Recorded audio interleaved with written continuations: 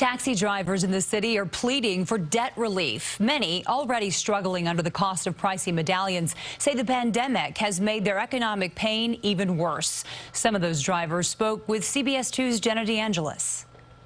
We met Mustafa Alabsi outside his Jersey City home, where he was met with a loving embrace from his 5 grandchildren. 3 here from his native Yemen. I promised for them a good life in America. For 25 years, getting in his yellow cab, chasing the American dream in New York City.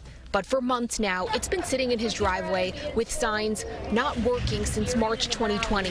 His last shift, he only made $40. I want to go back to work in normal way as a taxi driver, taking care of my family. But the 68-year-old surrendered his plates and put his medallion in storage. Among 7,000 drivers, his union says, who did so to save on insurance. He needs to pay off that medallion, which he purchased with his cab in 2008 for $600,000. He still owes more than half. If I don't get the solution, the lender or the bank is going to take my house.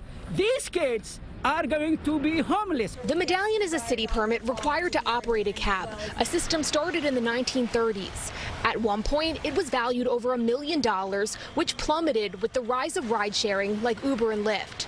Struggles perpetuated by the pandemic. The TLC reported ridership dropped 92% in June. Alabsi among immigrant drivers testifying at a city council committee hearing. I am facing almost losing my house. Meanwhile, others rallied outside Gracie mansion. What do we want?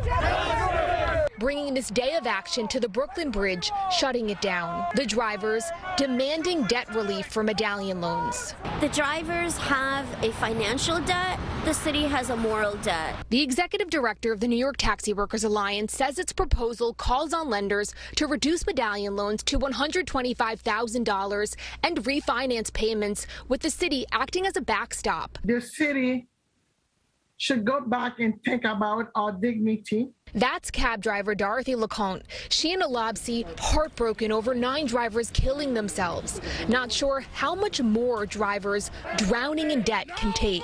The group also calling on Congress for help, rallying here outside Senator Schumer's Brooklyn home to get federal relief for drivers. In Park Slope, Brooklyn, Jenna DeAngelis, CBS 2 News. And Senator Chuck Schumer released a statement saying he stands with the taxi workers and is working hard to deliver financial aid to the city. Mayor de Blasio says federal support will open the door to help these drivers.